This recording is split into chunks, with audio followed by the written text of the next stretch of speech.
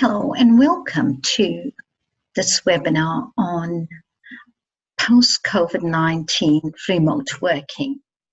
I am Kanta Dairam, an Associate Professor at the School of Management at Curtin University. I teach and research in the areas of human resource management and industrial relations. And remote work is one of those areas that has gained a lot more exposure and prominence, especially during this pandemic crisis. So let's go back to flexible work arrangement, which is part of the Fair Work Act 2009, and under the National Employment Standards of Part 2 of 2 looks at flexible work arrangement. So flexible work arrangement isn't a new concept or workplace practice in Australia, simply because it forms part of the National Employment Standards.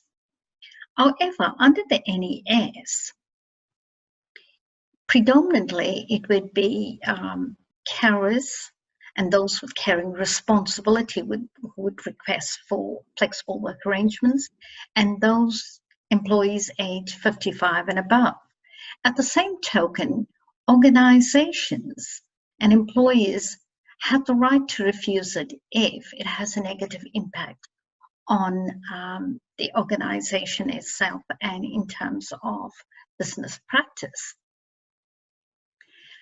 But what we have found is, and when you go back and look at the Australian Bureau of Statistics findings from 2016, there's been an increase in remote work arrangements from 20% to 30%. In 2019, that increased to 53% of employees indicating a preference to work remotely. Fast forward that to March of 2020, during the pandemic crisis, 88% of Australian organizations moved towards remote work arrangements. And for the purposes of this webinar, I'd be referring to remote work as online work and virtual work. Now, this webinar actually looks at, during COVID, the workplace arrangements that tended to move towards remote work. But what are the implications post this pandemic? Both employees and employees would find that some of the reasons that they would choose to continue to work remotely would include things from an employee's perspective. If employees are satisfied with workplace arrangements because it gives them the opportunity to enjoy work-life balance to a great extent as compared to having worked in a co-located place. And co-location, by that I mean working within an organization's workplace rather than from home or some remote area which is away from headquarters as such. So if employees find that they enjoy better work-life balance, it's allowed them carrying responsibilities, it might improve their job satisfaction levels as well as morale, and this for the employer would mean that there's a lower turnover rate. It also increases retention rates. For the employee, it would be having control over their schedules, which could also lead to an increase in productivity levels. It allows them flexibility in terms of their employment arrangements. There's also the bigger issue in terms of not having to locate themselves close to a city centre, and provides the opportunity for living outside of urban areas.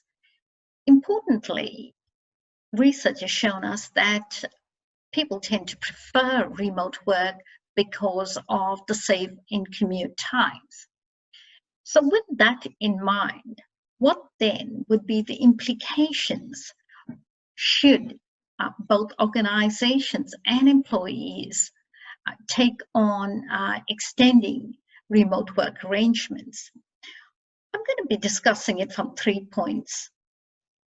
Firstly, what are the implications in terms of performance management? What would be the implications on a person's career?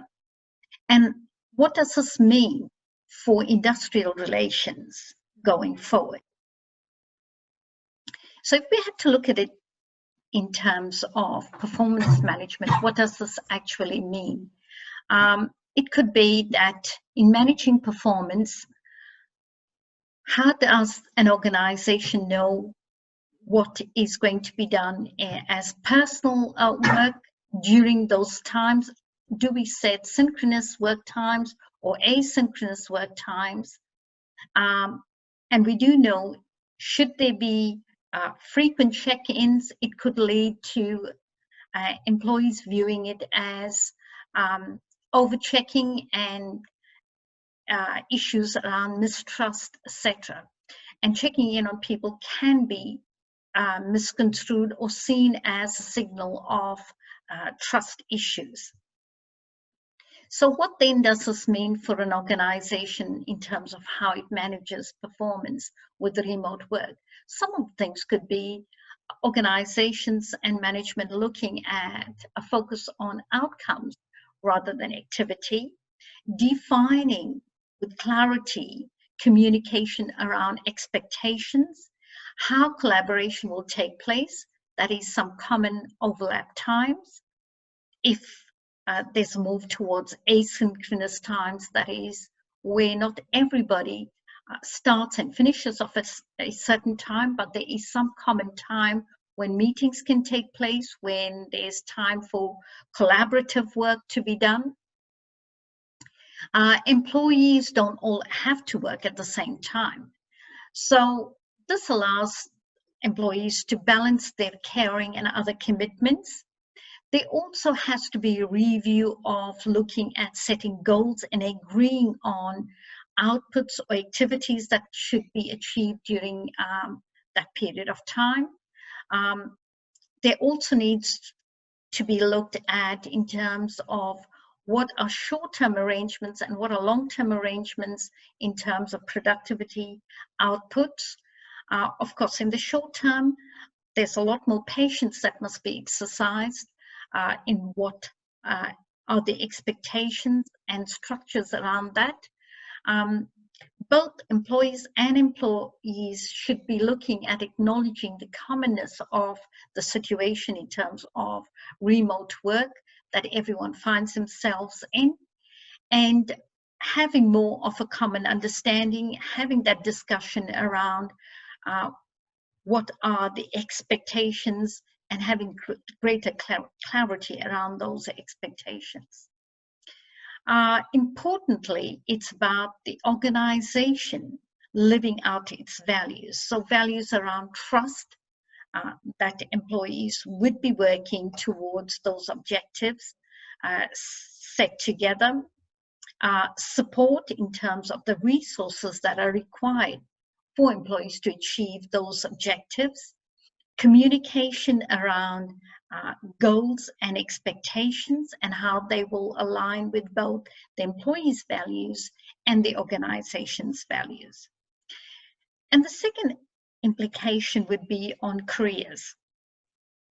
Now, in terms of careers, how does this impact employees with remote working? Traditional value signaling usually is associated around employees getting bonus points for coming in early to work and finishing off late, being seen at after-hours drinks, networking, being seen with C-suite personnel in the organization.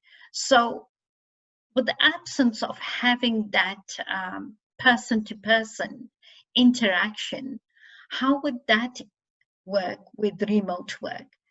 And in this particular instance, this is where organizations need to be very clear in terms of what would be equitable with remote work as compared to co-location. So it's about having that equity around employees who are going to be co-located and those who are going to be working remotely. Ensuring that there's clear expectations around activities, outcome-based achievements, and providing career paths for those who choose to work remotely, and supporting career development in terms of training and development, opportunities for promotion, and what that would look like. So there's going to be very clear communication around those. The third implication would be around what does remote work look like and how is this going to impact industrial relations? Now, one of the things that has come out from more recent research during this pandemic and remote work is that not all employees have access to dedicated workspaces. So what is this going to look like in terms of support for employees without dedicated workplace? Will there be allowances, remunerative and allowances provided so employees can take that option? What about work hours? Is there going to be workload issues because they're working from home? Is there an expectation in terms of the hours of work? And those would have to be discussions that might have to be looked at in the next round of enterprise bargaining or in terms of the agreement. What about somebody working from home while they're ill? Is that an expectation of the organization, or does this mean that an employee can, while working remotely, still be able to access their sick leave without that expectation that just because someone is working from home, that they can continue to work irrespective of being ill? So those are conversations that need to be had. The other bit in terms of industrial relations and working remotely would be how can the employee set their times in terms of asynchronous times, as well as the expectation around performance and what is expected of somebody who works remotely. So those would be some of the things. In the next webinar, I would talk about a little bit around isolation, well-being, checking in on people who are working remotely. I hope these are some of the conversations that would go forward with remote work.